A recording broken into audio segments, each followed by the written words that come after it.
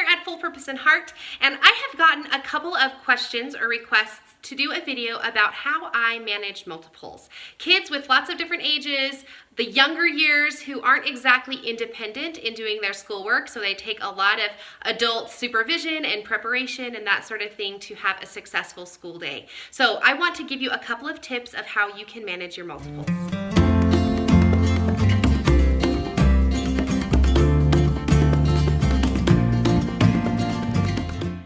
I'd like to start this video with a bit of a disclaimer, I guess you can say, that I am not the tell-all be-all. I don't know everything there is to know about managing multiples. There's lots of good resources and information out there that you can glean from to try and adapt and create an environment that works really good for you. So I guess that could be my first tip, is don't just listen to one resource when you're trying to figure out a routine and a schedule for your school day. Read books, look on YouTube, go to conferences or conventions or that sort of thing to try and get lots of different sources to teach and encourage and inspire you of how you can create your school day. So with that, I am going to give you 5 of my tips of how I create a successful school environment for kids of younger years. Now, I have young kids myself. My oldest is 5, and then I have the baby, and then the one in the middle, and then I have preschool students that I also teach during the school year that come in, and they range from ages 3 to 5 as well. So I've got lots of littles that you're trying to corral and teach who are at all varying levels of learning. So it's really important that you have a couple of things in your pocket that you can use so that you have a successful school day. So without further ado, here are my 5 tips.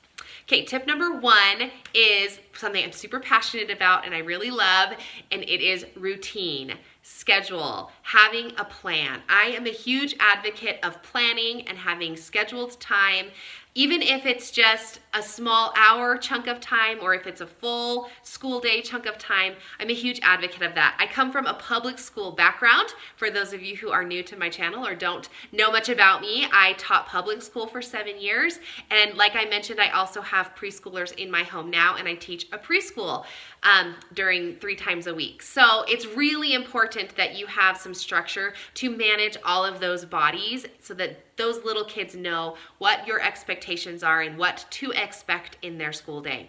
It's the same with your family. If they're your little kids at home and you're not bringing the public into your learning environment, it's still really important that they have a schedule and a plan that they know what to expect during your school day.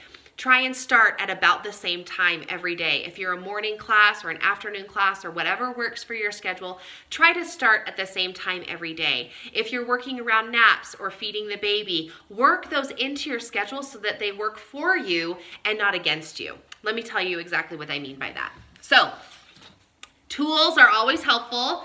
You can purchase something. These are inexpensive whiteboard, corkboard combinations at your big box stores out there. Walmart always has them. And I like to use the corkboard side to display concepts that we're learning. Sometimes I'll rotate through them. I have a lot larger school space now because we've been doing this for some time. But in the beginning, this is what I used. And then, so on the corkboard side, I have this is a scripture that we were using. If you're doing character studies, you can kind of stick a little character picture up there. Or if you're learning another concept, it's okay, now we're going to talk about dimes and money. So it's a visual place that you can put lots of things up here. We also had a helper of the day during our circle time. So I had little cards or whatever fun things that had the kids' names on them. So I would put that on here as well so that we know who the helper of the day was going to be. And then on this side, I actually write down the full schedule that we were going to do. Can your kiddos read? Probably not. But it's a visual that you can say, okay, now we're right here and now we're right here, and it's helpful for mom because then you know what's coming next. And the green is when we're taking a break, so the kids know when it gets to green, we take a break. So that sort of stuff is helpful because it helps kind of the flow of the day and the expectation that your kids are saying, okay, this is school time, mom is serious, we're not playing, this is something that's important and we need to have our focus on that, okay? So having a schedule and actually writing it down is super helpful for me. I also try to create an actual school space where we have school every day. For some people, this is around the kitchen table. For other people, it might be in a school room. When we first started, we were in a really small apartment. I didn't have a lot of extra space, any extra space, but I really didn't want to have it around the kitchen table because to me, the kitchen table was for mealtime and dinner time and that sort of thing. And so I actually had an inexpensive center console table, or whatever you want to call it, like a footrest kind of a table. It's just really super inexpensive. I got it at the secondhand store, and that was my school table. And it was just this little side table kind of a thing. It wasn't a coffee table, I guess is what they're called. And it worked really perfect for that space. And I just put it in the corner of our room. I put up a poster that had the little ABC chart, and it worked because I only had one little one. Now that I have many, I do have a bigger house, so I have an entire corner dedicated to school space. The other thing that I really would recommend is having like a spot. This is where we sit and we're having school time. So I actually went and I got school spots. This is a rug from IKEA. It's just a couple of dollars, really inexpensive. They come in a couple of colors. It's like a bathroom mat. So if you could just get a bath mat and have a space where your kids need to sit so that they know this is my space and I need to sit and listen during this school time. I find that to be really helpful, especially when you're managing really young ones, because they copy the older ones and they sit in their space, and when they start to wiggle or get out, then you say, oh, sit on your spot. We're still having our school time, sit on your spot. And it really does help kind of manage those busy bodies a little bit more. So routine and having a school space would be my first tip. My second tip is to start school off all together as a circle time. Lots of homeschool moms do circle time. Lots of preschools do circle time. Public elementary schools do group learning time. It's just a really great opportunity to teach a lot of kids at the same time in a small space, and it works really great. So making sure that you're utilizing your circle time to your benefit is also very important. Use this time to try and time it in your day so that you're not going to be busy feeding the baby or putting other babies down to naps. Having babies awake during circle time is actually really beneficial. So I try to plan my circle time first thing in the morning, just before the baby goes to take a nap. So my babies take naps at about 9 or 9:30 in the morning. And so we try to start at about 9 o'clock so the baby's with us for those first about 30 minutes, and then just before I jump into a lesson time, I put the youngest one down for a nap so that I can have both of my hands free and my other little kids are sitting in front of us, okay? So there you go. Setting up a schedule is really beneficial and super important, okay? Now, what's my next tip? Tip number 3, use media. Sometimes we like to shy away from media because you don't want to give your kids screen time, but my recommendation and encouragement is to use media because I think that these manipulatives are helpful when used properly. So some media that I really like to use is the Leapfrog alphabet and numbers videos that they have. They are available on Netflix. I think there's 3 of them on Netflix, and they are also available for purchase. And I really like them because it's the little Leap is the frog, and you have the dog is named Scout and his little friends. Anyway, Atticus is the little bug. Anyway, and they go and they teach you all kinds of good stuff, numbers and letters, phonics, sounds, reading, all that kind of good stuff. They're about 40 minutes long, so it's a great thing to use for your little kids if you can turn that on, and then you can focus and work with your bigger kids. For me, it sometimes worked that way, but it sometimes didn't because my older would be distracted by the video, or he would want to watch it even though he's seen it 8,000 times, but he would still is attracted to videos just like all kids are. So sometimes it doesn't work that way, but on occasion I would split them up and be able to work with my older student while my younger ones watched that. More often than not, my little ones want to be a part of the school day, or my older ones want to be a part of the TV. So I kind of have to separate those two. But I mentioned the abcmouse.com videos. I really like to show those too, the songs. And I really love the app Letter School. It's just a writing app where the student writes traces the letters and learns how to write the letters and to start on the top and all of that kind of stuff for uppercase, lowercase, and for numbers. So again, I'm not affiliated with any of these. These are just fun little tips for you. So anyway, don't be afraid of media. When you use it properly, it is really helpful. Sometimes I just came to my mind was a website called Teach Your Monster to Read. And so sometimes I would turn on the Leapfrog for my littles, and then Teach Your Monster to Read would be for my older son who was trying to learn to read and that sort of stuff. abcmouse.com is also a resource you could use. We used it for a little while, and then we ended up not using it just because I didn't feel like my son was choosing the learning games. He was more just choosing the, I don't know, silly little play with your hamster games or something like that. So we didn't use that very much because it was hard for me to monitor and make sure that he was always learning. But lots of resources, lots of tools. I've mentioned some of them in my videos when I talk about our homeschool life. So if you watch those or whatever, I kind of give little tips and tidbits through those as well. Okay, so don't be afraid to use media with all of your kiddos and in all of their ages. All right, I mentioned this before, but my tip number 4 is to utilize nap time. As a busy mom, sometimes it's easier to when your littles are sleeping, you want to take a break too, because your big ones can kind of fend for themselves long enough that you could get something done or sit down yourself, that sort of thing. But as a busy homeschool mom, I felt like that wasn't really an option. I chose to teach my kids, so I chose to give up that nap time. Eek, is that terrible to say? And it wasn't perfect every day. Let me throw that in there. I did take naps lots of times. But I do use nap time to teach my older students their actual lessons. This is where you're really going to focus on math and reading for your younger years.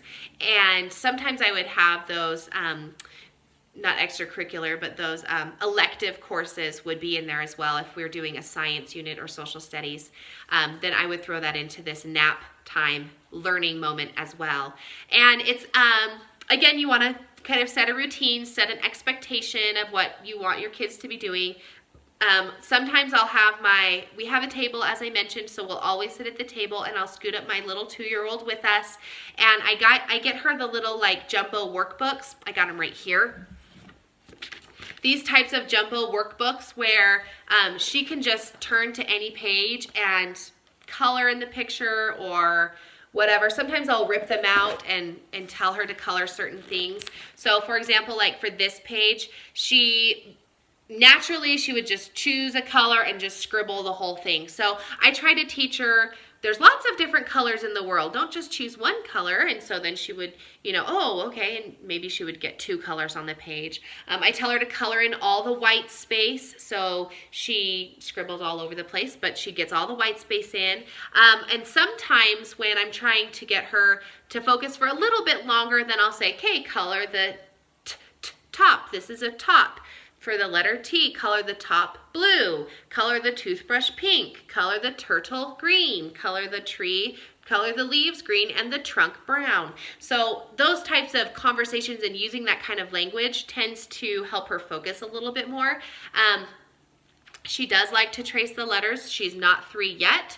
We've got several months now until she's 3, so through the whole school year, she did like to trace the letters, trace the numbers, and then there's lots where she just kind of makes a mess too. But the purpose isn't necessarily to teach her, although teaching is a result. The purpose is more to just keep her hands busy so that I can focus on my older student who is not independent in doing his work yet either.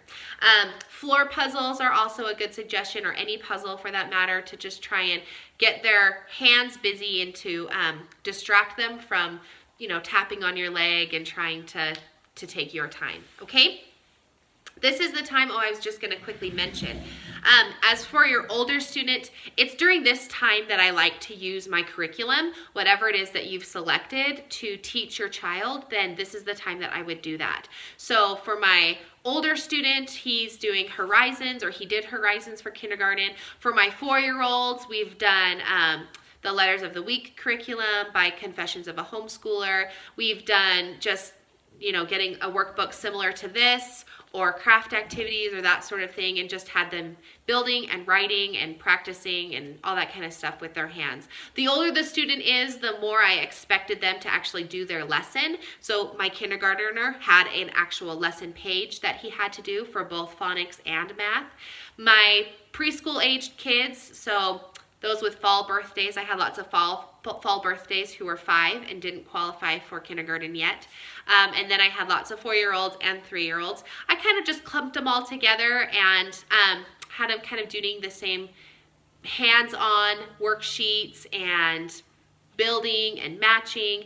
I recommend the Letters of the Week program because they do have a lot of like games that you can use that are with your hands and to teach, as opposed to just coloring the worksheet, and I really did like that. So I did a review of Letters of the Week a really long time ago. I could probably redo it and make that video a little cleaner, but anyway, it's still a good resource if you want to check that video out. Okay, so that's 4 tips. Tip number 5 is more of just a tip for you. Is as the teacher of the classroom, you really need to set an expectation of what you expect your students to be doing. Yes, they are your children and you love them and you want to give them freedom, but it's, in my opinion, the type of classroom that I run is a classroom where we sit when it's time to sit, we listen when it's time to listen, and we work when it's time to work. And yes, it is important that we learn other skills like conversations and how to react when things don't work out the way you want them to, and all those good skills that we're trying to teach our kids. But for me, because I taught a high school classroom setting and I teach a public preschool setting, expectations of like, this is school time is really valuable for me. And I think it's valuable in any homeschool environment where you teach your kiddos, this is school time and we're gonna sit and we're gonna have school now. And it works for the 2-year-olds. Now the little itty bitty babies, they're just tough and they're just in the way a lot. And I'll have better tips for you next year because my infant will be 1 and will be crawling around everywhere while I'm trying to teach my preschool classes and my first grader all at the same time. So I will have different tips when I experience that. But for now, my experience and what I believe is that when you have that structure and that expectation, and you use language like, this is school time, we're not done yet, let's finish up. Our break is coming, this is where we're at. So when we get to the break, then you can have a snack or then you can have a break. Get a water bottle so that they feel like they can drink their water or whatever. Integrate moving time so that they feel like they're not just sitting in a chair, but that they can sit on the floor or they can sit in a corner or whatever, and they're working with their hands a lot. And it works for the little ones too. So it's just a game of patience for sure, but it's a rewarding game for sure, because I always have a good feeling at the end of the week when I've completed all of our lessons. And even though none of the days went perfectly, the fact that we finished and I feel like we have made progress, that's very rewarding. So anyway, hopefully this rather long video was helpful for you. I'm sorry it turned out to be so long, but hopefully it was helpful and that you found some tips and tricks that work for you. And again, you'll want to listen to resources that other people have posted here on YouTube or at conferences, in books, all that kind of good stuff, so that you can create an environment that works for you and for your little family and all of the busyness that you're dealing with on a daily basis. So anyway, thanks so much for tuning in, and we will catch you in another video.